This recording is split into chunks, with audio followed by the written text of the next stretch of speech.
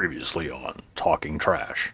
I But glanced at the 80s in Roger Corman's career of the 80s. I grabbed a couple of titles that just stuck out to me. I don't know what these movies are. We can talk about what are these movies? What do you think these movies are? I just wanted to ask you because you said street walking jumped out at you. You saw a hooker and you saw street walking and that jumped out to you. Now here's what jumped out to me because that's how we pick these movies. These are the ones that picked out and jumped out to me. Let's talk about them. Now it's garbage.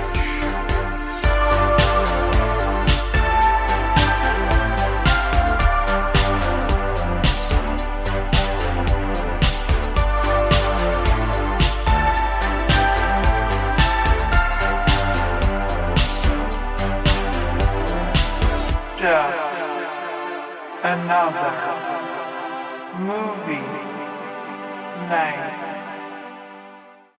Hello, everybody, and welcome to the show. We are Just Another Movie Night, and I am Scott, and with me is my best friend, Joe. How you doing, Joe? hi everybody, hi Scotty, I'm good. Yeah, you're good? Yeah, just trying to figure out, stuff, Yeah. mic stuff, Yeah, it ain't good. production stuff.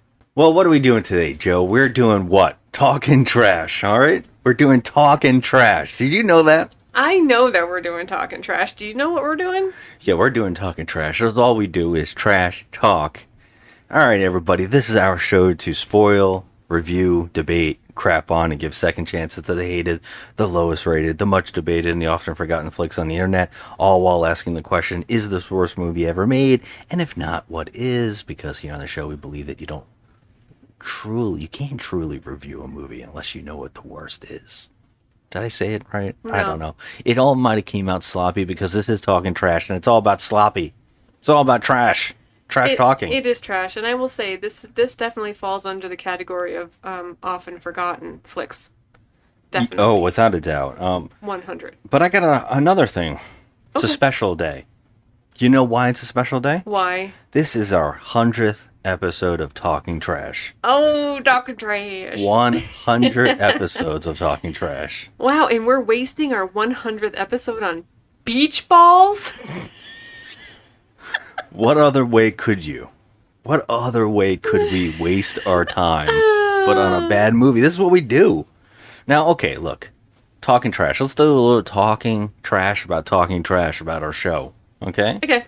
So, we are on our way to 12,000 downloads. You know, not so bad, but let's face facts. We have to thank a AI bot out there for downloading our show the most. Oddly enough, the AI bot that seems to be downloading is only downloading one episode constantly, which would be Five Nights at Freddy's. Now, I think that's because the AI knows that we trash talk Five Nights at Freddy's, and they're coming for us. Oh no. Yeah. Shaking in my boots. Nothing like an animatronic creature movie. I guess they're haunted. It's debatable. But the AI seems to love that damn episode. I ain't scared. They can come for us. We have protectors here. Now, of our show, Just Another Movie Night, our entire podcast show, we have two shows on it, which is before and after reviews and Talking Trash. Now, sadly, only 7 episodes of Talking Trash are in the top 20 downloads for our show altogether. Okay.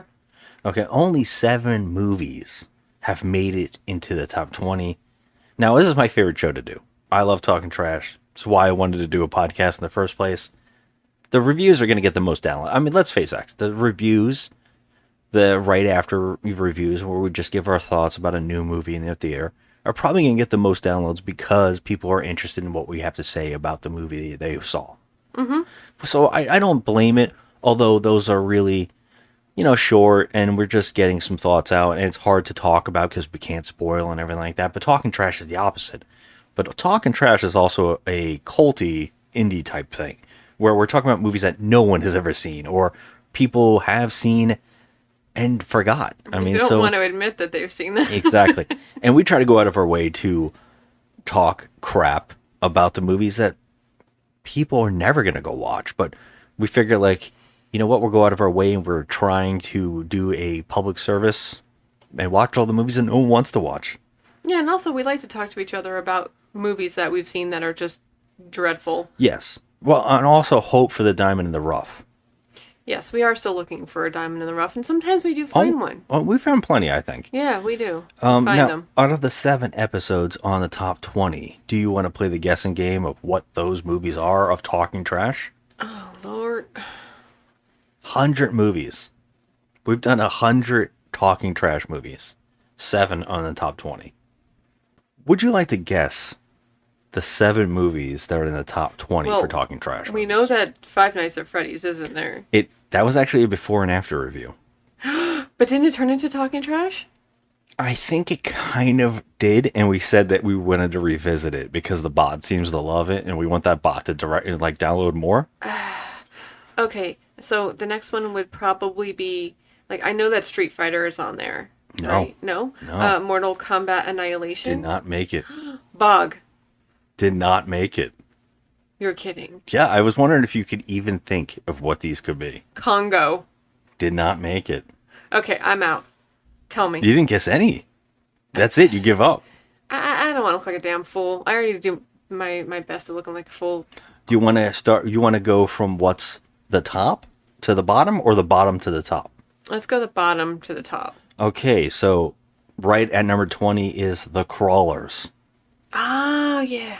Then Boxing Helena, Oh, shit.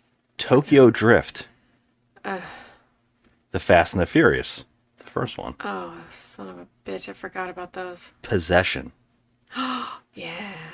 Furious 7, and the most odd thing ever, which I think the bots might have gotten a hold of this episode too, The Mask of the Red Death is our number 2 most downloaded thing. Now, I know that has to be a bot, because no one even knows what this is. Unless everybody, if anybody, now here's what I've loved to think, right? People are downloading the movie, and they're thinking we're talking about the one that they like, because what we found out on the show, there's 4 versions of the movie.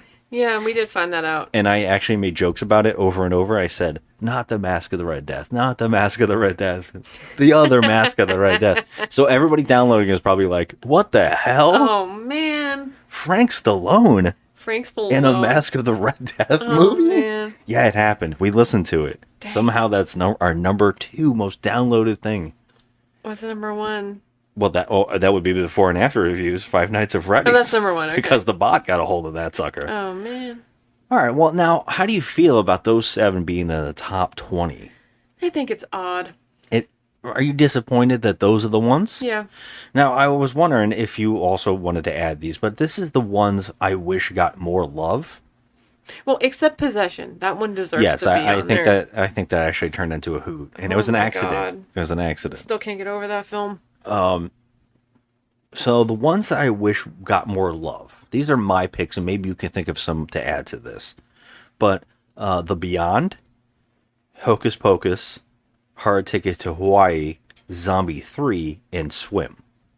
Those are episodes of our show that we've done that I think they came out great. And I Okay. think that we were laughing our asses off so much during the episodes that I think people should listen to them more. I think Miami Connection should be on that list. All right. come on. But I do agree with Swim because I will never, and I'm still not over that lady with her mouth open the whole time. It was the funnest time I think Yeah. I have had on Bad Movie Night. One of the funnest times. We actually watched it twice. Yeah. And our minds melting the second time we watched it and we recorded about it. Yes. Our brains just overloaded. I mean, so much is going on in that movie with Joey Lawrence and his eyebrows, and I mean, oh my God.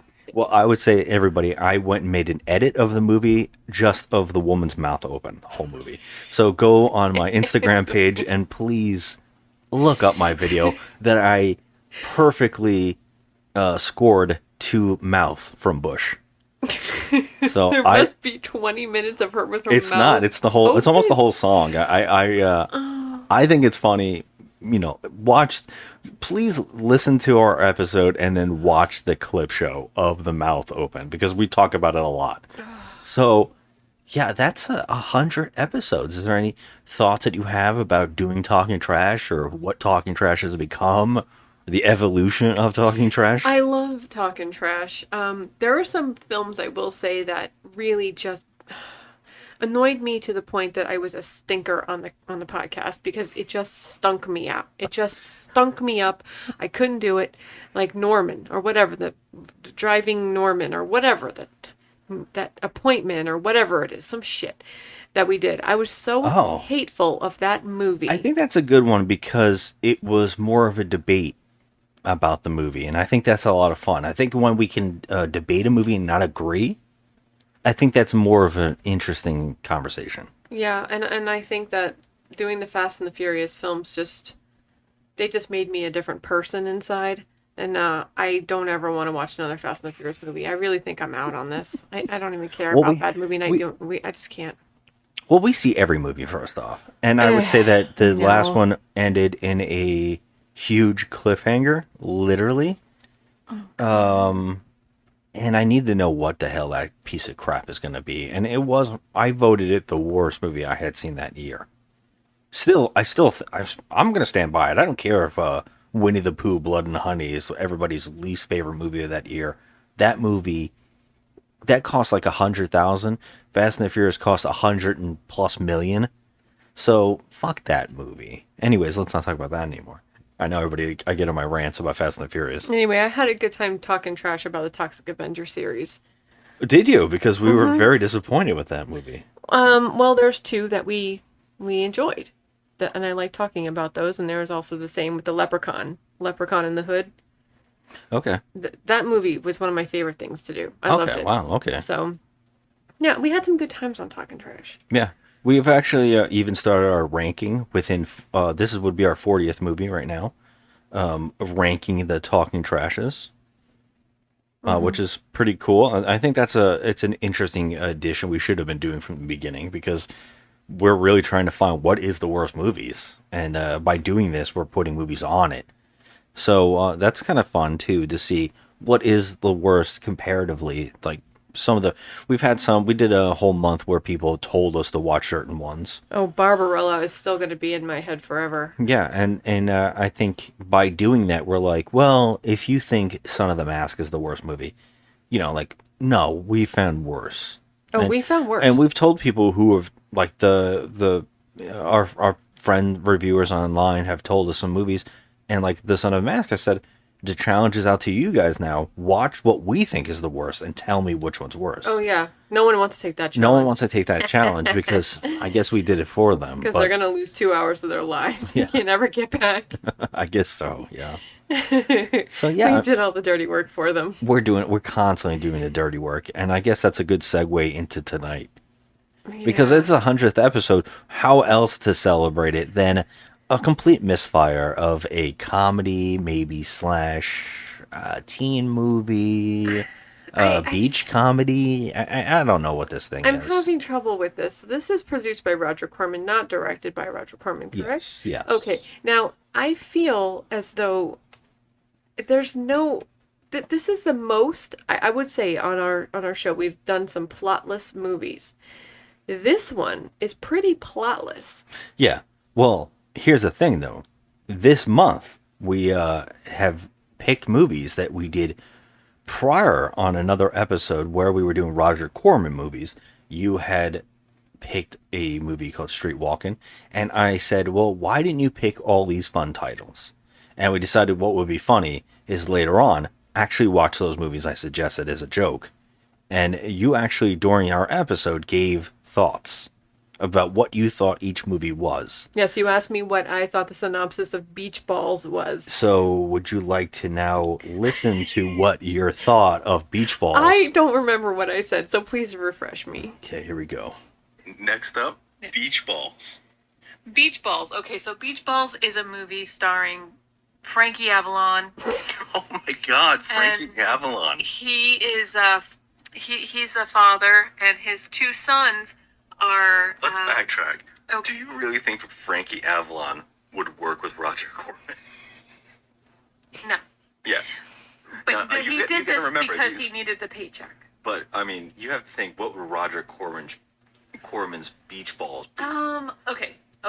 In all seriousness, Roger Corman's Beach Balls. All right, let's say that this is a zany movie, kind of like Summer School, where everyone goes out for spring break and all hell breaks loose and there's a murder on the beach. And Oh, you think it's a horror movie? No. The only people that can solve the murder are two stoners. I mean, I swear to God, I'm mad because I know none of these movies are going to be as amazing as you're saying they are. I know this is just going to be a booby comedy with a whole bunch of guys who are trying to have sex. Okay, well, yeah. Well, there's a murder, and the two guys that are high have to solve the murder because, they were high on the beach when it happened and they saw the whole thing, but they got distracted by a woman running down the beach with her boobies jiggling. Boobies jiggling? Yeah. And those are the beach balls. And that's how it ties in, because those are the beach balls. Yes. All right. Oh my God. Okay. Okay, that was your belief. Wow. Okay, started out fresh with Frankie Avalon. Yeah, you went right out with the craziest casting call ever. No, I was so far off. My God. I mean, not entirely far off. I mean, there was no stoners or a murder, but it was zany. This was a zany movie. I guess. I don't know. I kind of came close that this would be, everybody trying to get laid. Well, yeah. I mean, that's what every 1980s silly beach movie is. Yeah. It's pretty much that. Yeah, and that's when you said what you said, I was like, oh my God, please be this. Please be a crazy murder mystery with this stoner. It would be funny if it was like a comedy, like a comedy murder. Yeah, murder that would be great. We should write it. I know. I'd probably make a better movie than this. Well, today we are talking about 1988's Beach Balls. Summer vacation, and Charlie has some simple desires. All I want is that girl on a guitar. But two things stand between him. His basic needs Repressed sexual tension. and a perfect chance to make a lot of money. I want to talk to you. Goodbye, Mrs. Cleaver. Say hi to Ward for me. First, there's his concerned parents. Your father and I are going away tomorrow. Second is his conniving sister. There happens to be a moral decline in this country.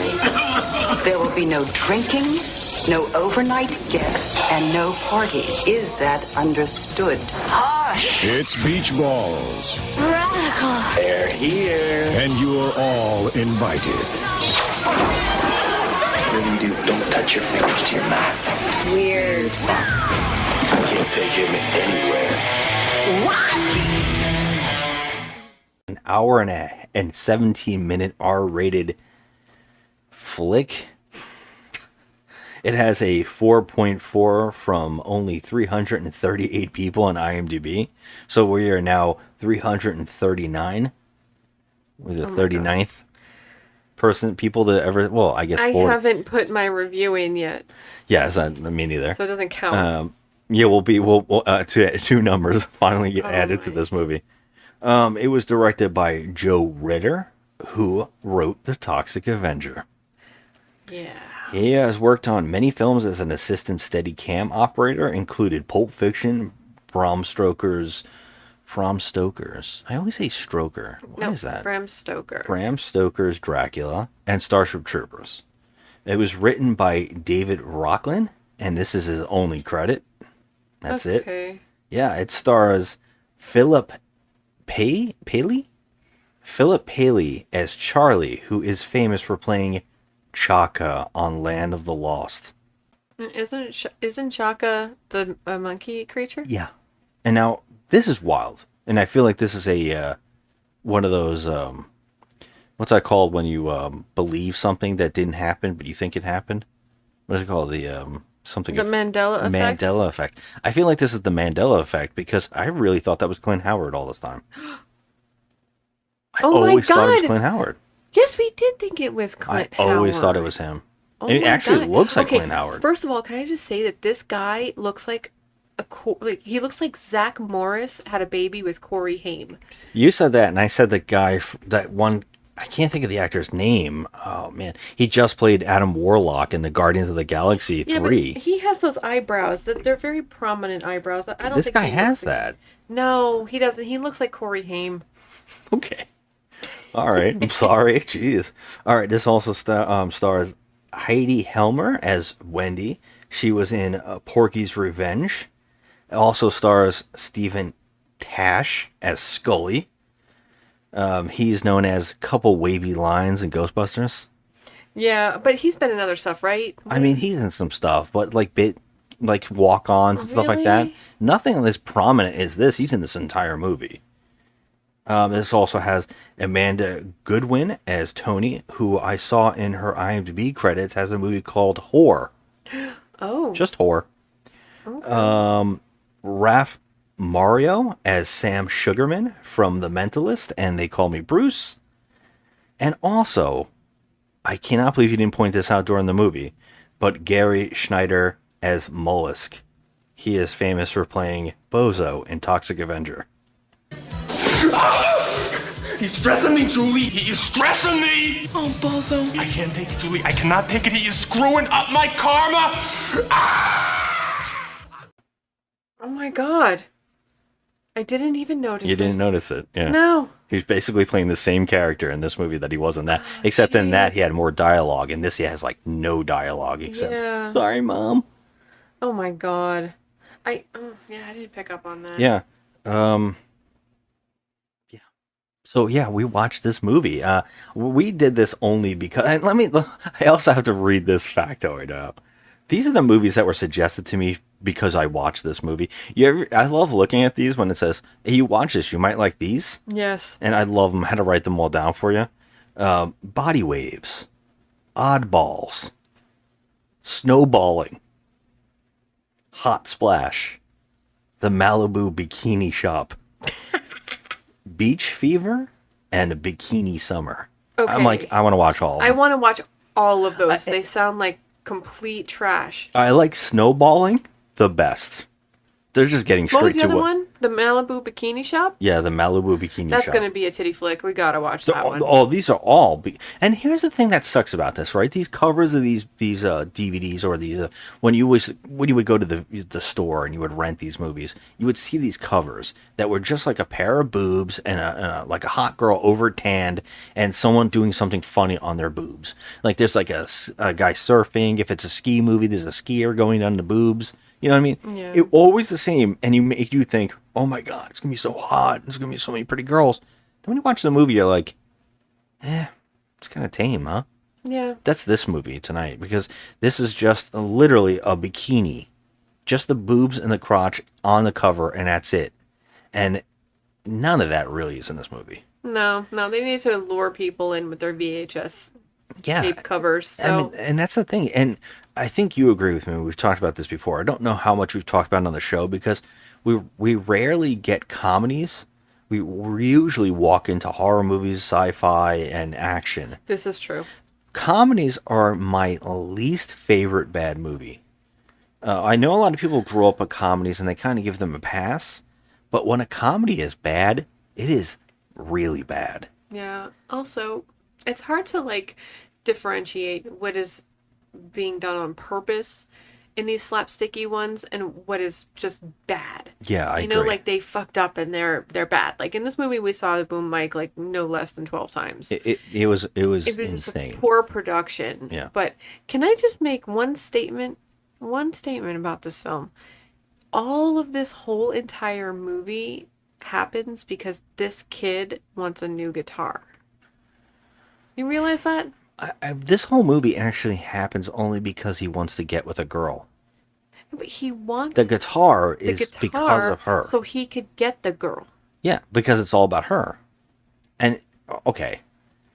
I named half this cast because the movie is... We can break it down to say that the movie is just about a bunch of weird characters that come together around an event.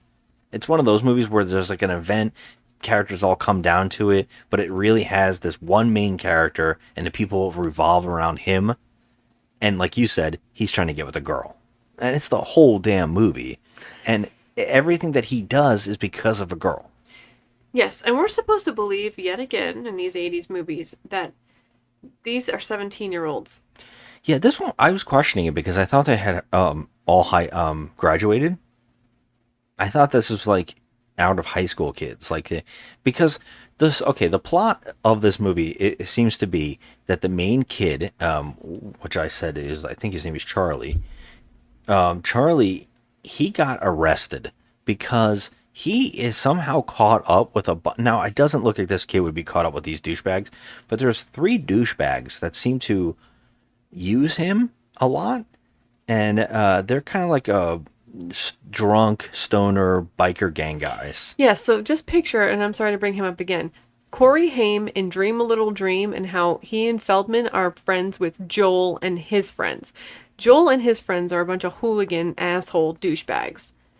Why are you guys friends? Yeah, Why? I can't. You see, you keep saying the Coreys, and I keep seeing Zach Morris. But what if Zach Morris hung out with a biker gang? It's so odd. It's strange, and now I see even Zach Morris even more because his best friend Charlie is a Screech. Yes, his name is Scuzz or something, right? Yes, Scully. Oh, Scully. I like Scuzz. Oh, I would say the biker guys are probably called Scuzz. now I have Return of the Living Dead on my brain because Nice. I've been making necklaces all week. I also, okay, that's true. I also want to point out we keep saying biker gang, but there's one bike and a gang on that one bike. Yeah. Yeah, we have the There's leader, 3 his people. girlfriend, and his idiot. They all have that one idiot that's always with the bad guys. Well, they can boss around. That he's the muscle, and that's Yeah. what this guy's mollusk. They say it a lot. He is probably the funniest bit in the whole movie is everything with this guy. I think you agreed. Do you agree with think this? so? I don't. I had a hard time laughing at some parts that were supposed to be funny, but I will say that yes, his scenes were probably the most notable. I also did laugh. There's a running gag with a what's that called? The guy saving people in the water. The lifeguard. Thank you. What is wrong with you? I couldn't think of the name, but yeah, the lifeguard in this movie is kind of like the Mimbo character, but he made me laugh a couple times accidentally. There was a couple things here and there that kind of clicked, but I actually thought the biker guys, the mollusk joke, every time it would bring him up, he would do a face or he would do his crazy thing, which I also loved in Toxic Avenger when he was doing his screaming face. You know, he's really funny in Toxic Avenger. I can't believe that's him. Yeah, I mean, it's him. I didn't mean, pay attention. I don't know why. I'm so mad that he didn't do all the stuff that he did in that movie because he's screaming and freaking out in Toxic Avenger, and he could have really done it here, and it would have been much funnier. Yeah. But yeah, this guy now, the kid, the Charlie kid, what happened to him apparently was that he was arrested because for some reason this biker guys got him drunk and gave him a stolen car, and he got pulled over and went to and he's got to check in. No, he has a parole officer, so Yeah, he he's got a went to parole officer. juvie because he was 16 at the time, and now he's 17, and he's checking in with his parole officer, who is a total nutbag. Yeah, and that's that Sam Sugarman character I just said in the opening, and I brought him up because you would think this is a bit character. He's in the entire movie too, and he has his own subplot. Yeah, I feel like he should be institutionalized. There's so much wrong with this guy, and he's a parole officer. It's the scenes of them meeting up together are hysterical. I actually think they might be, they might be the better part. It's also very odd because it's played earnestly. Like the character is insane, and our main character is so straight that anything that he's like Zach Morris when he comes into a scene, everybody just likes him, and he's just very simple, very calm, doesn't have much going on. People are just wacky around him. But yeah, he's very bare bones. This guy seems to be a nice guy. It's kind of wild. But the guy in the biker and the biker guy that gets him in trouble and his parole officer. I don't know if you picked up on this, but they both have Brooklyn accents. They're supposed to be in California. It seems like everybody in this movie, except our main guy, has some kind of New York accent. It's so weird. Interesting. I didn't pick up on it. It's so weird. Over the top, New York accents. Okay. I was all right, well, this director's not really giving much direction. Yeah. At all. Well, I have to point out this Sam Sugarman guy. This guy who is he has to check in with. He has a couple weird quirks. One, he likes having Charlie's urine in a vial on his desk constantly. Well, okay, here's the thing. Okay, so he's I guess he has to check his urine for drugs, but like he was arrested for reckless endangerment and drinking. So they wouldn't find any drugs in his urine. Yeah, but they're looking for alcohol. If they're looking for alcohol, that's fine, and I understand, but he literally leaves this jar of pee on his desk for days at a time. Every time Charlie comes in, he's got his urine on the table. I'm sure it's untestable at this point. Yeah, I was thinking that why too. I'm like, why are you keeping this? This is the dumbest thing. No lid. It's actually a small test tube. Yes, and he almost knocks it over 3 times. He actually almost pours it into his coffee instead of his milk. And he has to. And Charlie's always stopping him. Usually you're so used to these 80s movies where the main lead male is kind of like the ladies' man, and he's always a sarcastic guy. Think like Ryan Reynolds' character in anything, in every movie in the 80s. I mean, you have like Mahoney in Police Academy. You have these characters, and I can't unsee like the Ryan Reynolds-esque character where he's the ladies' guy, and he's always got that dork that he's trying to get with a girl. Mm-hmm. That's always like how it is, but here it's completely opposite. Charlie's so nice. He's like stopping his parole officer from accidentally drinking his urine, and he's also worried about him. At one point, his parole officer literally gets a divorce on the phone in front of him, and he's an alcoholic. I guess that's the running joke, is the parole officer's an alcoholic. And Charlie's like, hey, if you ever need anybody to talk to, just call me. And I'm like, what movie is this? 17-year-old kid. Yeah. Now, I was thinking throughout this whole entire film that, okay, everyone has seen Revenge of the Nerds. This kid does not have that Louis Skolnick vibe, or the Booger vibe, where even Poindexter, where they're like completely just dweebs. He is actually a cute kid. Yes. With a nice personality. And we're supposed to think like this is like a screwball douchey kind of comedy, but it's not. Yeah. It's not like that at all. Except he does have this zany friend that we discussed. His name is Scully. This guy is very wacky. Yeah. He's whacked out. Well, but he's fun. He's a fun guy. Yeah, and he's actually helpful. He'll do anything for his friend, kind of a thing. Yeah, and they're together throughout the whole movie. So, it's like a buddy comedy. I guess. Not really. It's not really anything. We're trying right now to give you little bits and pieces of this film, but there's literally nothing. Charlie likes this beautiful girl. Now, she's gorgeous. Obviously, she's 37, playing a 17-year-old, like in the 80s. I doubt it. But she's absolutely gorgeous, and she has a friend. So they got 2 guys and 2 girls. And Charlie's, like, completely obsessed with her and wants to be in a band so that he can get the chick. Because she's obsessed with this band. What's the name of the band again? I want to say 7 heads in a duffel bag, but I'm not. 7 heads. It's like 7 severed heads in a bag. In a bag. 7 severed heads in a bag. That's the name of the band. Now, if you can picture any 80s movie with a rock band in it, this is that movie. It's like Trick or Treat, right? With Skippy from Family Ties. Okay. Like that, Rock and Roll Nightmare, Rock and Roll Zombies. Like anything that has, that kind of like cheesy 80s band in it that sounds terrible, can't play their instruments, and the songs are just dreadful. That is what 7 severed heads in a bag is. I'm looking at you, you know what I wanna do. 903 looking back at me, you know it's plain to see that it's time to rock, time to roll. Everybody knows when the clock strikes 9, it's time to rock and roll, yeah.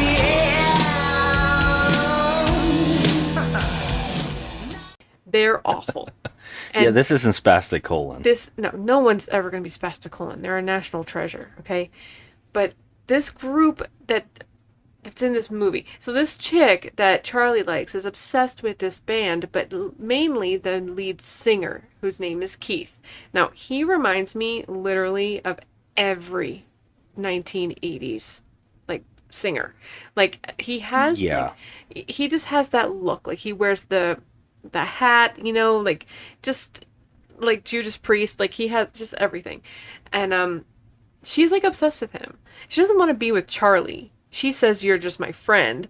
Can you get me close to Keith?" And he just happens to know the singer of this band. Yeah, this is wild. And you're being so much more nice because she is leading him on like, oh, we should hang out. You know the band. I would love to meet him. Can you get us backstage? She's just using him for sure. But she doesn't say, we're friends until later. Right, well, he tries to kiss her, and then she's like, oh, I just like you as a friend because I like Keith, and Keith is the lead singer of a band, and you're a dweeb, and blah, blah. She doesn't say that, but pretty much she's just doing that girl thing. So she uses Charlie to get to meet Keith, and then she realizes that Keith is a total douche and just wants to bang her and doesn't want to be her boyfriend. Doesn't want to be a nice guy. He just wants to do the rock star thing and bang her, and that's it. I love how you're jumping all around. I love how you just like summed up the movie. That's it. Well, there's other stuff, and I wanted to point out because we're talking about Charlie in general, and say that Charlie's like attitude that he's so nice to everybody, but he does have an attitude when it comes to his mother. Oh my god! Well, his mother's like a holy roller. She's what do you call it? A Bible beater. She's ridiculous. She thinks that music, heavy metal, and rock and roll is the devil's music, and that Charlie is hanging out with the devil. She actually thinks Scully is like a bad influence, which is like funny. Because another thing that's amazing about Charlie is he won't give up the names of the people who got him in trouble. No. He won't tell anybody, even though multiple times in the movie they do bad things to him, and he doesn't give them up. The cops are involved at one point, and he still doesn't say anything because he's that good of a guy. Mm-hmm. Which is weird, but his mom thinks that he's the devil and he's worshiping the devil, and she's like obsessed with a televangelist, but every chance he gets he talks shit about her. I know, it's a weird situation. They have a nice house right on the beach. Yeah, it's a house on the beach, which in certain shots does not look like it's a house on the beach, and in other shots it looks like a motel. There's a lot of weird things going on with that. Yeah, I think the exterior shots were filmed on like Venice Beach or something. It does seem like it. But I think the inside had to be like a soundstage or something because it just didn't look like it was, on the beach. On the inside, it just looked really weird. But then, also the fact that we rarely see Charlie's dad either, that's like a weird thing. Well, he's like not interested in his wife at all. There's like a running joke that he's watching women on the beach. Yeah. Charlie actually at one point says, because one of the jokes in this movie is that they're going, because she's obsessed with the televangelist on the TV. And they do the music called rock and roll. I would rather hold a shotgun to my daughter's head than allow her to fall into the hands of Satan. The fight against Satan is expensive. We need your money now. And she wants to go to New York to see him. So now I have to say this again, because Charlie has to check in with a parole officer. He had a drinking problem, apparently, and he stole a car, apparently. And his mother and father are going to leave him with his sister. His, I guess, older sister? It's really unclear. And they're going to leave to New York. They're just going to go on a plane and get out of here and leave these two kids on summer on the beach. And they're not worried about anything happening. Now we have to talk about Charlie's sister. Oh my god. Okay, what's this actress's name? Do we know her from something? I saw her, she, funny enough, I try to write everybody down what they were starring in. Her name is Leslie Dannon. She was in A Million to One. A Million to One? Yeah, I remember with, I forgot the Spanish actor that's in that movie. I forgot his name just all of a sudden. He was in everything in the 80s. He's in Quicksilver with Kevin Bacon. Yeah, I could hold. I don't know. I haven't seen Quicksilver in ages. Yeah, Paul, whatever. Doesn't matter. Doesn't matter. Paul Rodriguez. Bam! Oh, nice belt. Bam! Paul Rodriguez. Paul Rodriguez. So, this actress, she is doing so much, like, bitchy attitude. Okay. Face work. She looks like a bobblehead. She's giving so much sass. Her neck is constantly moving back and forth. I was like, you're going to snap that neck if you keep this up, because every line of dialogue has to be like a snap. Did you see what she's doing now? She's playing the records backwards. There happens to be a moral decline in this country. Or haven't you noticed? I'm shocked at what you're turning into, Kathleen. What I'm turning into? My brother arrested for stealing a car. You know I didn't really steal that car. And listening to that creepy music. And the way you dress. I'll admit my underwear isn't as wrinkle-free as yours. At him. Yeah, and she hates him. You can tell. She hates his guts. And there's a really funny line in the opening of this movie where she, like, her friend, they're on the beach, of course, because everybody just hangs out on the beach. Her friend says to her, "Oh, there's your brother again." She goes, he has caused so much pain in our family. Oh my God. What, because he got into trouble with the police once He has as a caused kid? so much pain in my family. Like, what? Well, apparently she's in love with the lifeguard. And the lifeguard sister happens to be the girl that Charlie likes. By the way, I looked her up. She was born in 65. So she was like 20-something? 24? Yeah, the sister? Yeah. Yeah, because she had to show her knockers. No, she didn't. She did. The sister? Oh, no, not that's it. Not the sister. The girl that Charlie likes is what I was talking about. Because you said that she's like 30-something. Yeah, I know. Her name is Wendy. Yeah. Okay, got it. She passed away young, by the way. I saw that. I was like 45 years old. She had 5 kids. I could not find any information about her. But she was in a lot of weird stuff. She was in What Women Want. There's a lot of weird stuff. Interesting. Yeah, she the lifeguard's sister happens to be the girl that everybody's connected because the movie is a very small unit. Although there's a giant beach of people at all times, and everybody knows each other. Like every single person is always there. They actually do all know each other. It's all they're all connected. It's like 7 degrees of separation.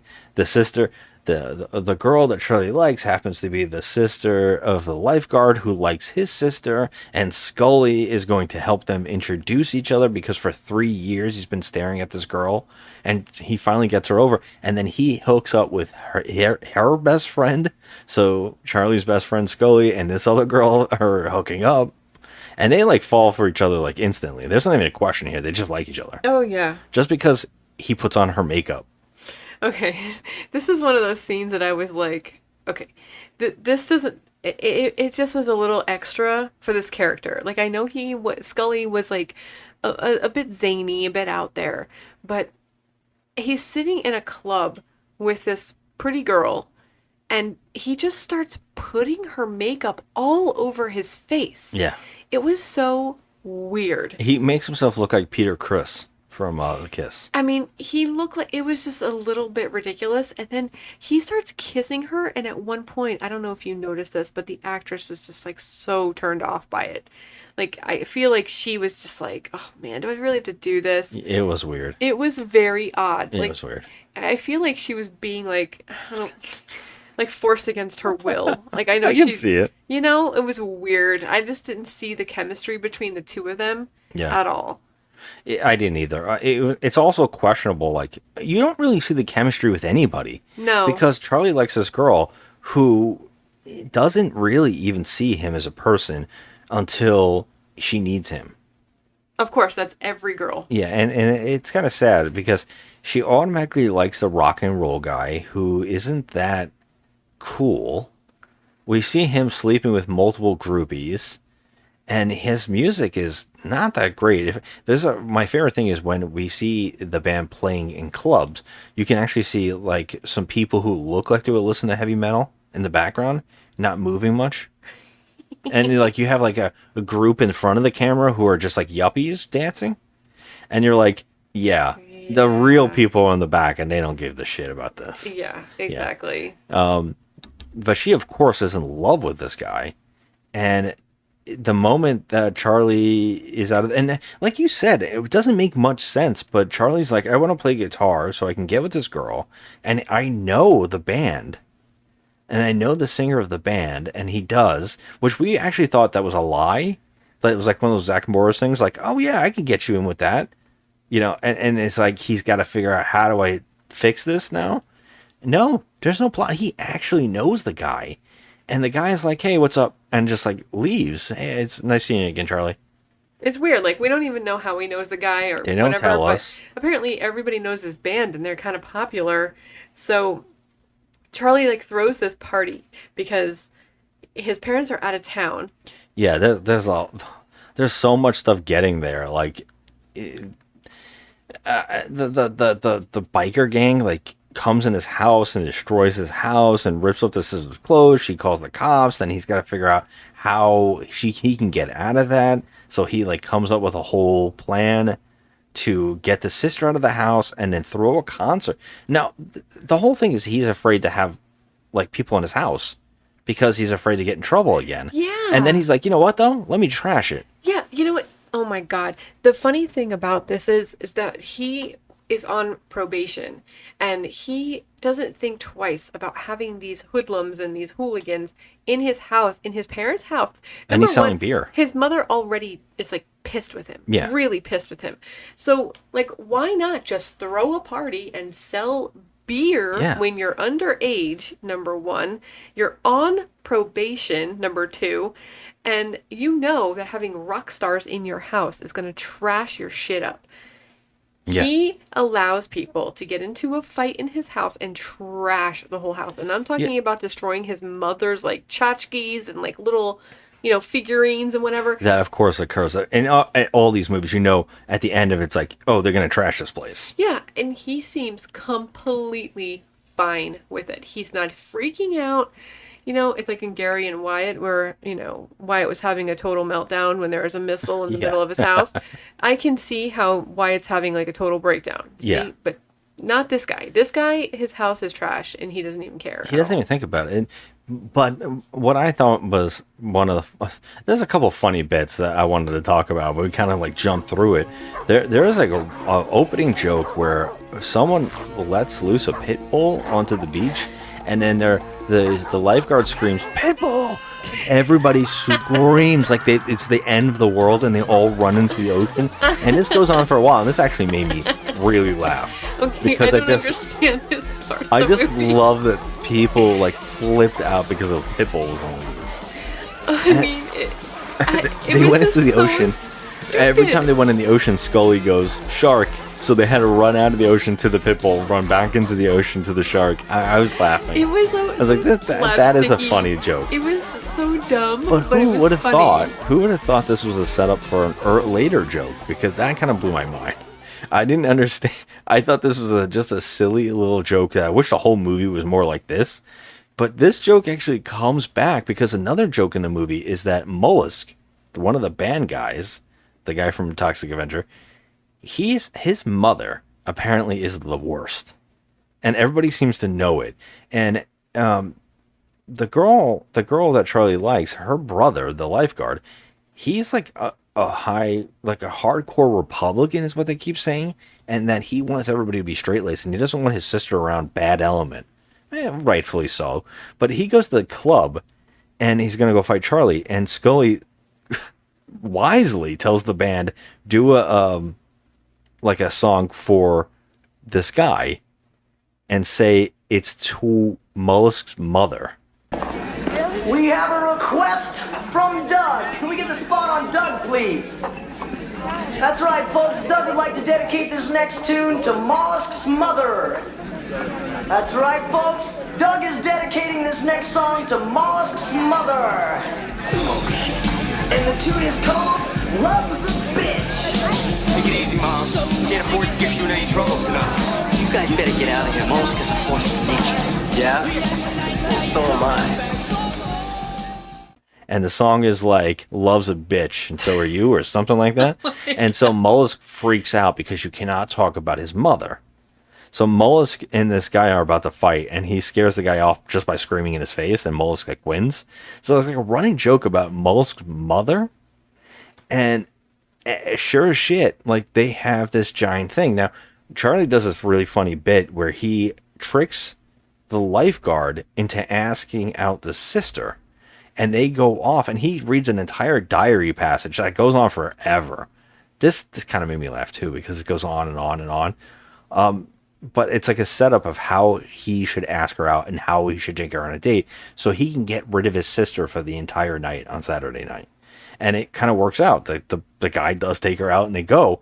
So now they have this big concert, because there's also supposed to be like a record executive coming, and they couldn't find a venue, the band. So he's like, oh, you can have it at my house, and I can make money at the door, and I can get my guitar. Now, here's the thing that's crazy about that. If he's getting money for the guitar, the only reason he was going to get the guitar is for the girl. But the girl is not with him. She is now like kind of dating or seeing the singer of this band. So why is he still trying to get a guitar? No, because he still wants to be a guitar player. But why? He wanted to be one before he met her. There's some weird subplots in this movie that, and when they all come back, it's like, what the fuck? Which is weird, because how does he know how to play the guitar if he doesn't own a guitar? I don't understand this either. And this is what my point was. I thought he only wanted to get it to learn how to play so he can be with this girl that he's obsessed with. When he actually goes to they constantly go to the music store to look at guitars. They never buy them, but they constantly go. And I talk about a couple places in this movie. There's so many little bits I have to mention because it was driving me crazy during the movie while we were watching it. But he goes there, and there's a joke about two twin girls. Now, I always love when these movies go, oh, everybody's obsessed with this one girl, but then you have all these other pretty girls in the movie, and nobody seems to even notice them. That always makes me laugh. It's like, you gotta stop peppering your movie with pretty girls. Was that the Doublemint twins? I don't think so. They as were far on as I roller can tell, skates a lot. there's a joke, but there's two girls. Now you want to be a musician and you like music. Then all of a sudden you have a pretty girl playing the drums good, right? Was she playing the drums good? I thought she was. No. Hey, Hal, how about selling me this guitar on time? Hey, knock it off. Come on, Hal, what do you say? I'll make payments. No sweat. Just bring your parents down and sign the papers. Hey, I thought I told you to knock it off. No, you told me. She's my sister.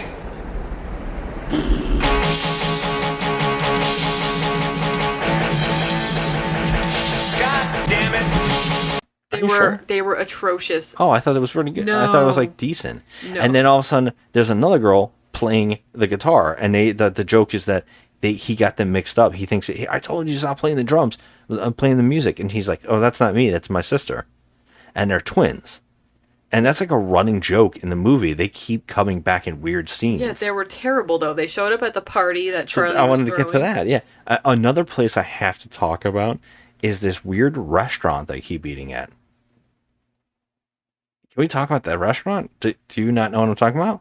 Because there's a weird tropical restaurant themed place they go to where there is like the beach sound effects playing, and there's like tacky water paintings on the wall of waves. The freaking waitress is wearing a floaty around her body. She's wearing a floaty and flip flops. No, they're swimming flippers, like Oh, I'm scuba sorry. flippers. Yeah, scuba flippers. I said flip flops. Scuba slippers. There's also the cook is like the cook from You Can't Do That on Television, where he's like no shirt and he's only has an apron on, and he had like chest hair. And I was like, oh my God, that is so gross. my God. And one of my weirdest moments in this place, they keep going back here. But oh, by the way, the tables are all half surfboards. Yes, they are. It's a Sticking cool place. out of the wall. I guess it was a cool place. The burger had an entire wedge of iceberg lettuce on it. I was like, what I kind had of to mention those. Like, what the kind of worst hamburger? looking. This is like Jughead's burgers or the Wimpy. worst. No, Wimpy's burgers. Jughead would never have that kind of lettuce. You know what I'm talking about? The like cartoon Wimpy burgers Yeah. in Popeye. It was just like a lettuce chunk in there. Yeah, that place was crazy, and they keep cutting back to these weird locations. But yeah, during the end of this movie or whatever, the whole thing comes together where they have the party, and there's a giant fight breaks out, and everything goes to hell. Right, the girl, the singer brings her to the bathroom and basically molests her almost. Wendy, no. So he brings her to the bathroom, sets her on the freaking counter, like they're gonna do it. Can you say what he says to her? What does he say to her? I don't remember. Can give me a lip lock around my love muscle? And she goes, no. Now, this is weird because you think she's like wanting to kiss him or make out. But she keeps saying no. Yeah, so here's the thing. This is the stupidest crap, okay? Now, in the 80s, there was no hair band singer or guitarist or band member that was not doing a million groupies. Now, that's like all they did. They partied, they drank, they had sex. That's what they did. This girl is under some cloud of delusion that this guy is going to be her perfect boyfriend and that he's not going to want to sleep with her. He's not going to want to do other girls. He's just going to be the perfect boyfriend. I'm like, you dumb bitch. First of all, you're in the 80s. Do you know anything about rock stars? Like, come on. So I was saying, no, he puts her on the counter and starts like trying to have sex with her while she's saying no. Yeah. She actually has to kick him in the crotch. She kicks him. And she's like, what the fuck? Well, he's probably taken aback by it because everyone just throws themselves at him. Exactly. And she goes, what do you think? I'm one of your groupies? Yes. Yes. Why would you think he doesn't think What, this? do you think you're someone special? It's like a stripper. Yeah. You're going to a strip club. Do you think the stripper likes you, Bob? Yeah. She doesn't like you. She likes what's in your pocket, and I'm not talking about your penis. Talking about your freaking wallet. Well, I'm interested if they were like seeing each other and she was hanging out. They weren't already making out. They weren't kissing. Like, is this the first time? The first time. So this is the really strange part. She runs into the other room, cries, and Charlie goes and finds it. Now everything is coming together at this party because even his parole officer shows up for advice on how not to drink at a party. And go to a kegger. Yeah, so so- you and- learn not to drink. Everybody, and then the jocks all show up and start a fight with the singer, who hurts his hand, and while they're having a big fist fight, then he goes to the bedroom and he calms down the girl from crying, and she realizes, oh, you're a nice guy, and he's like, yeah, I guess so. You know, I care about other people, and I don't think I care about myself enough. And she's like, oh, I care about you, and he's like, oh yeah, but I'm not in a band. And I thought we were supposed to be best friends. And she goes, I don't care about that. And she starts making out with him. See, this is typical. It's like, oh, I'm going to put you in the friend zone because there's somebody else that I really like and I'm sexually attracted to. But then that person turns out to be a real piece of shit human. So now I'm going to go crawling back to the guy that I know that I can crawl back to because I have him wrapped around my little pinky.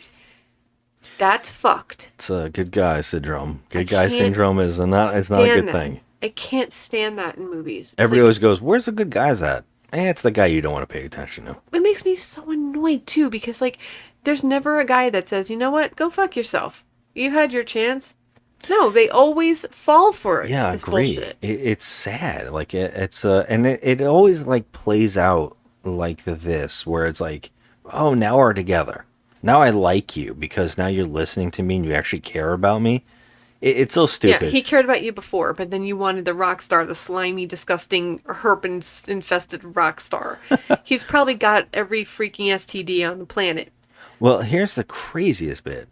While they're making out, the biker guys come and rob them by gunpoint for the money that he made at the door. So this is mind-boggling to me. This whole because, thing. First of all, they seem to be like kind of rivals, but they still get along. It's weird, but I mean, to go the extra, like that's extreme with a gun. It It's blew my mind that It this happened. Totally Actually, turned the movie Yeah. on its head. it did, and they said that the only reason they're robbing him is because Mollusk needs the money to pay off his mother because she's going to kill him. And so Why? now Mollusk is the one that throughout the movie is like scaring everybody, and he's scared of his mother. And I've already made a lot of references about you can't talk about his mother. So wouldn't you know it, while they have a giant fist fight, everybody's freaking out, they're all fighting, the whole house is going nuts. Even Scully is trying to teach meditation to the parole officer who's having he goes to Charlie. I mean, he goes to Charlie when he's having a party to get Zen moments. I actually thought this was one of the funny bits. And he's like holding Charlie's leg. Oh my God. He's like in desperate need of like saving. Now the whole place is going nuts. And all of a sudden, just like in Weird Science, the door busts in. And there's a giant woman at the door with a pit bull. And someone yells, "Pit bull!" And everybody runs out screaming, right? Except for Mollusk and our main cast.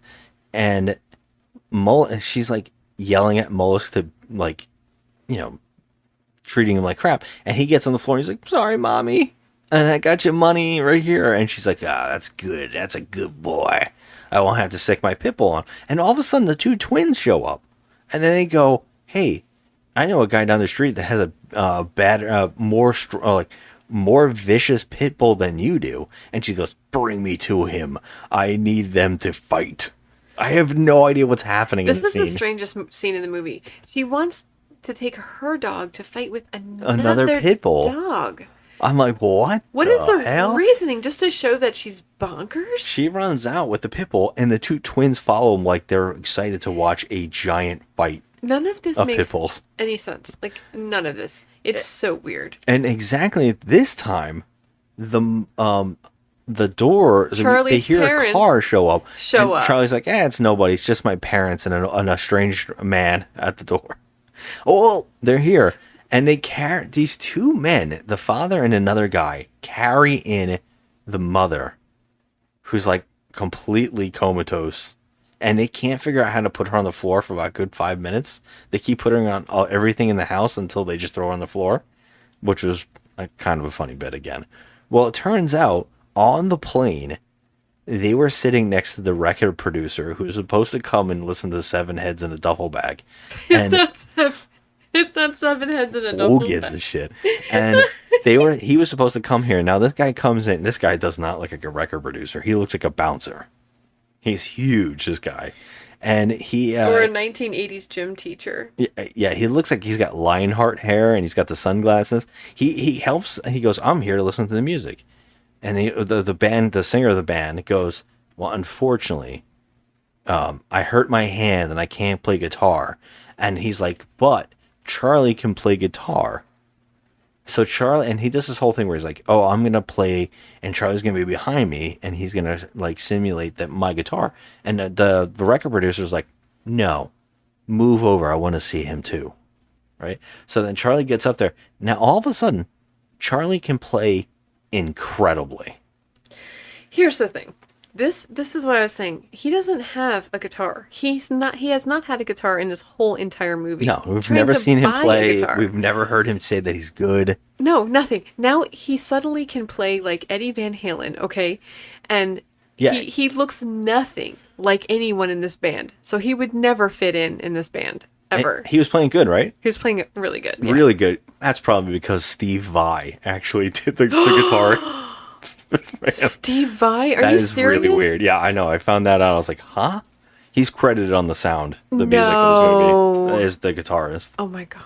So that makes a lot of sense of why all of a sudden, like you said, Eddie Well, Van Halen. No, it Steve was the Vai. best song in the movie. And he's like jamming, and and just watching this actor pretend that he's playing the guitar made me laugh because he's doing like a lot of faces that do not represent like what he's going for. And of course, the girl that he likes is in the like the room listening, and she's just so happy. Looking out over him. And right next to him is the singer, is the guy who tried to molest her. Yeah. Yeah, Well, she got off that pretty quick. she's fine. Yeah, she's because fine. now she likes Charlie, and she didn't like him before because he couldn't play guitar, wasn't a rock star, Yeah. But now he's playing with the band. Yeah. So she likes him now. And what's really funny is the house is destroyed, and the father with the comatose mother on the floor, who turns out was drugged on the airplane because she had a nervous breakdown. They gave her drugs, and she's knocked out from it.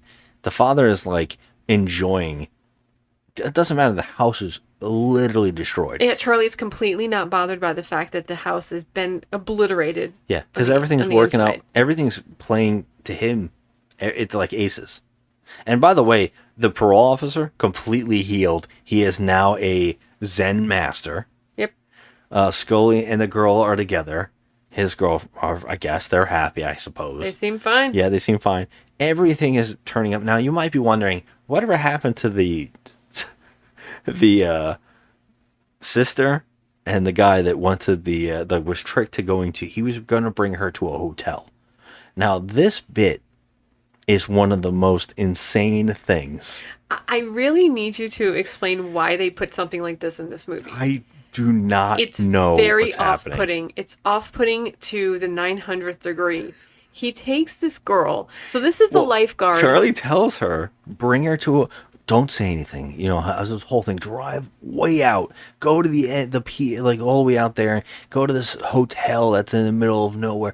Get a key. Don't tell her. Then bring her into the room because she wants it and all this stuff. This is supposedly in her diary. So he's like following it word to word. But when he gets to the hotel, the guy, the clerk at the hotel, the front door guy. Okay. So, oh my God, I can't do this. So the lifeguard who's put up to all this with Charlie's sister, he leaves her in the car and he goes in with this clerk to check out the room that he's going to be renting for the night. And the guy says, he says, do you want me to show you the room? The guy comes on to him in like the most unbelievable way, like literally throws himself on the bed, which is very weird. And there was like this, he says, ravage me. Yeah, there was like this, you know, he's a gay man coming on to this guy. And so what happens, he runs out of there like a bat out of hell, gets in the car with the chick and drives away. And then he says to her, do you think other people can sense other gay people? Do you think a gay person can sense another gay person? Can sense another gay person? She's like, yeah. And so he's like, I'm gay. I think I'm gay. I think I'm gay. I didn't know. Basically what he's saying is, I didn't know I was gay, but a gay guy thinks I'm gay, so I must be gay. So they have sex in the fucking car. Then that's the straight-laced sister who's like, I'm not a one-night stand. You don't bring me to a hotel. She actually goes, well, I guess I have to sacrifice my body to save a soul. And she undresses completely, and she tells him to get it out. And she just bangs his brains out in the car. In the car. But like... And he's like, you saved me, I'm not gay. I guess to prove that he's not gay, she just bangs him right there in the car. I was like, what is this? Would you say that if a homosexual wanted to practice homosexuality on someone, and the someone had never been a homosexual, do you think that the homosexual wanted to be homosexual with the someone because the homosexual could recognize that the someone was really a homosexual, even though he wasn't? That makes sense.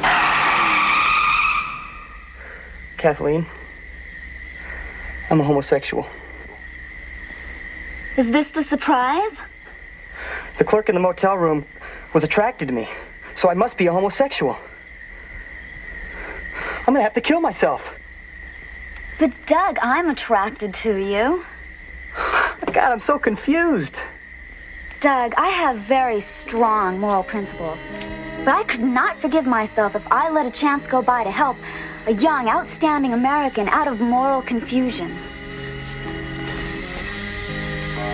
Would you put this in the back seat, please? Neatly, please.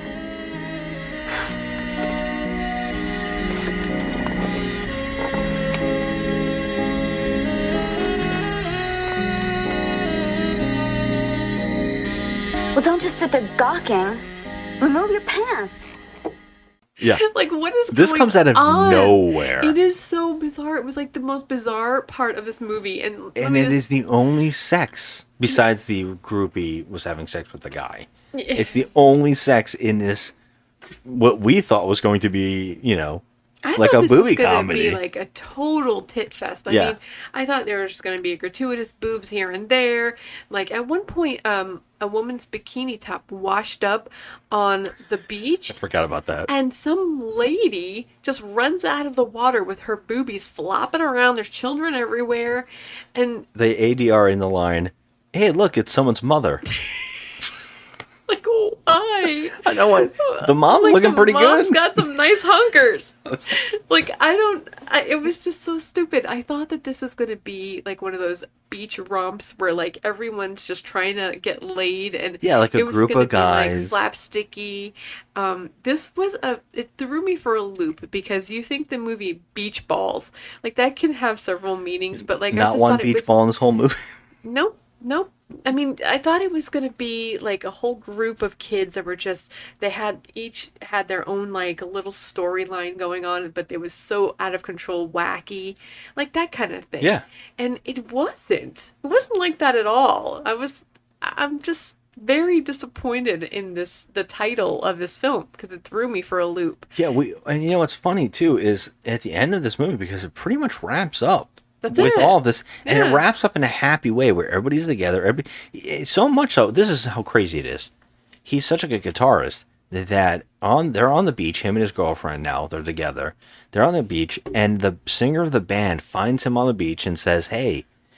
And he goes, "Hey, what's up?" And they're like, "Hey, what's going on?" And he goes, we got signed, but there's a catch. He wants you in the band." Mm-hmm. And Charlie's like, "Yeah, of course, man." Yeah, he'll And they're fit like, right "All right." in. And then Charlie's like, "Hey, can I talk to you for 1 minute before you leave?" And he's like, "Yeah." He's like, "Hey, go apologize to my girlfriend." That was just And they just show like a little shot of him apologizing to her, and they instantly make up. And he walks off, and I was like, "What could you have said?" "I'm sorry, I almost molested you." yeah. Yeah. I was like, wait a minute, this is so like they put like a semi-serious moment in a movie like this. I was like, okay, this doesn't make any this. Thank God it's over. Yeah. Because there's literally nothing. It was like this whole movie was built upon him liking this girl and wanting to be a guitarist in a band, and nothing really happens aside from just some silliness. Like it's like not on the level of like even like Nerds in Paradise when they go to Fort Lauderdale. Yeah.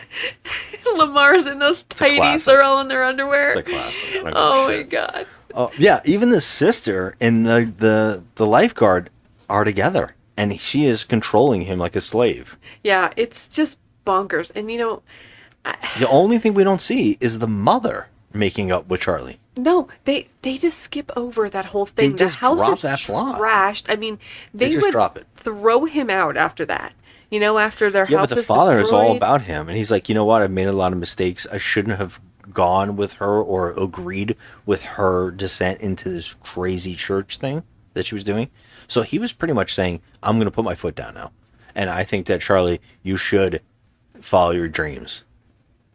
Yeah. But it was like so subtly, and it was like never went that's back to it. It's like another trying to be serious moment in a movie like this. It doesn't Yeah, make sense. I love the scene, by the way, when they were said, "We're going to go to New York because your mother wants to go follow this this televangelist," and Charlie goes, "That's a good thing, Dad. There's a lot of hot women out in New York for you."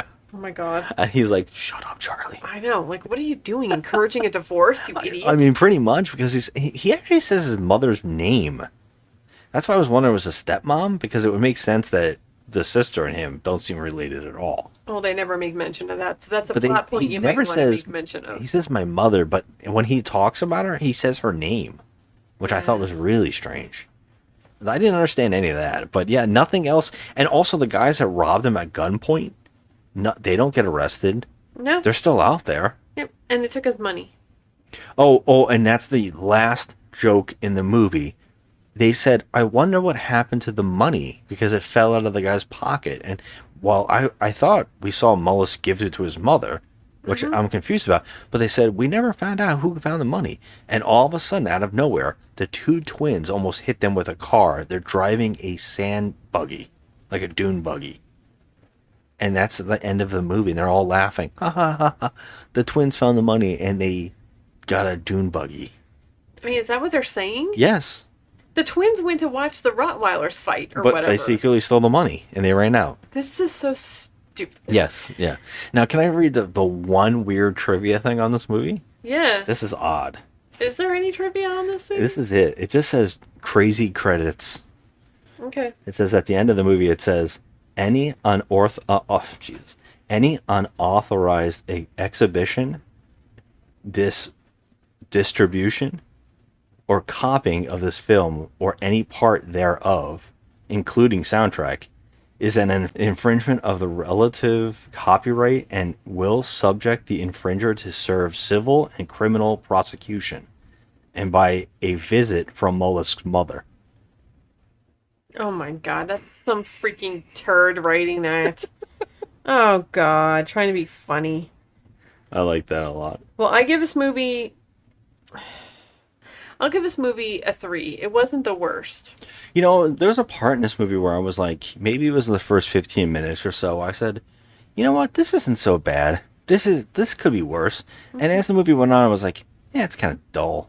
Kind of boring. Dull. Yeah, it's not at all what I expected from the title Beach Balls. I don't know. It's a fine little stupid movie. It has a couple funny quotes here and there. There's a couple moments that made me laugh. I think I'd give this a 4.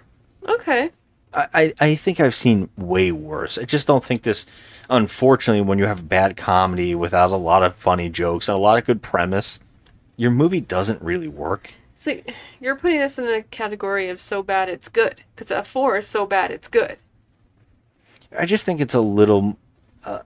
I don't think it's as bad as a 3. I think it's bad. Really? Yeah. Okay. It's a bad film. You just think it's straight up bad? Yes. Yeah, the boom mic. There was a weird was... glitch with the film I pointed out to you. Yes, a weird glitch with the film. The boom mic was exposed more than once. The actors were okay, but it was just all over the place. The writing, there was really no writing. I mean, this is not a competent film at all. Right. It's not. So I'm giving it a 3. If you're trying to talk me into it, I think you won. I'll give it a 3. You know, like, you can choose what you want, but I don't think this is so bad it's good. I think this is just a bad film. I mean, it wasn't the worst thing I've ever seen. That's what I'm saying. It wasn't the worst. No, but it's not so bad it's good. So that brings us to our segment of Why We Can't Have Nice Things, where I read out the 2 extremes of internet reviews.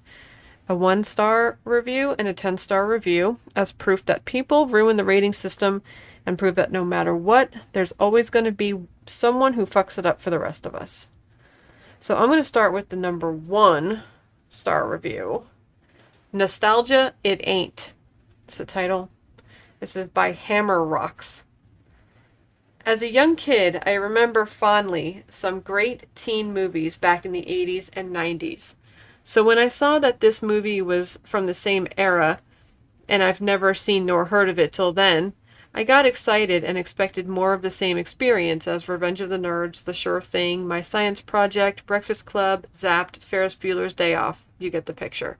After watching 20 minutes of it, I now understand why I've never heard of it. Simply put, this movie stinks. Not just a little, but a lot. Acting is non-existent, and not just by 1 or 2 actors, but pretty much the entire cast. The dialogue, if you can call it that, always seems strained and unnatural. This must have been a movie that was straight to VCR in its day. I honestly gave the movie a chance to get better and get going, but after 20 minutes, I no longer could stand it and stopped watching. If you're smart, you shouldn't even bother with it. There are better choices to spend time on out there, like watching grass grow. I'd rather watch this movie any day than that shit, like he's saying. It's not that bad. I don't think it is. Alright, this is a 10 out of 10. This is wild. Now, this one, the title of the headline of this is Better Than I Imagined. Now, this is by Edimus Prime.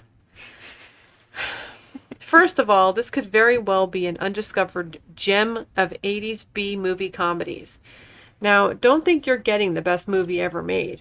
The actors are headed by the guy that played Shaka in Land of the Lost. No kidding, really.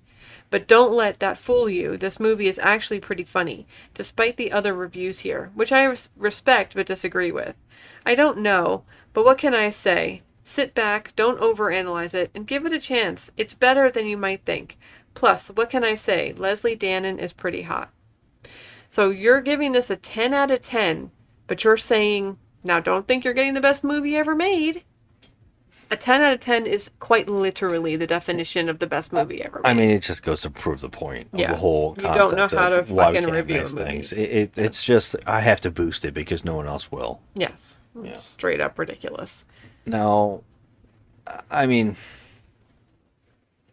I'm in between those two people. Oh, as usual, I can't even begin to say this is like the worst thing I've ever seen in my life.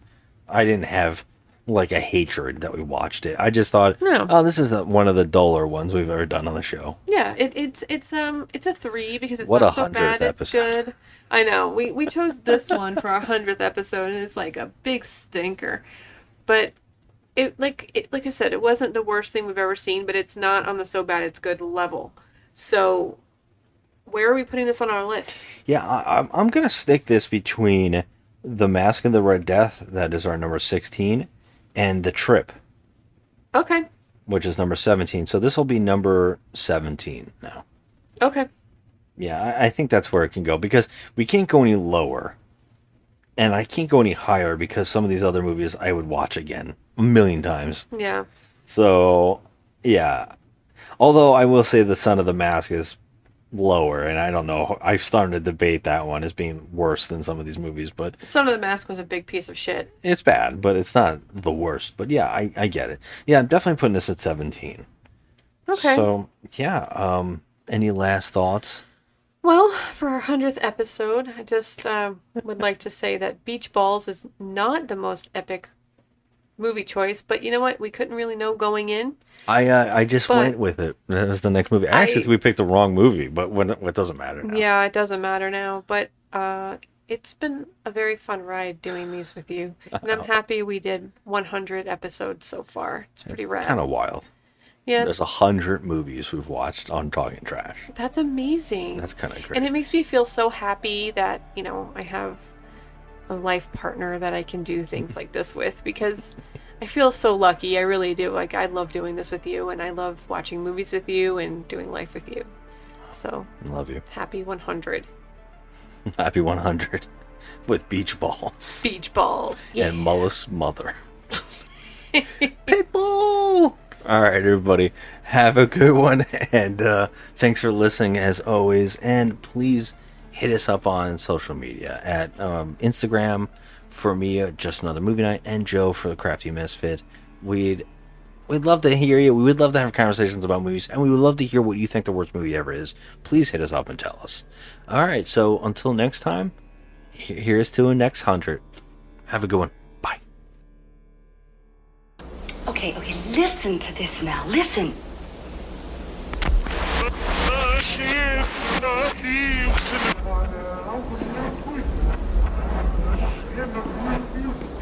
Right there, Satan is bitching. Did you hear it? Did you hear it, dear? I'll play it again. No, I heard it. They're putting satanic messages on rock albums. I can't believe it.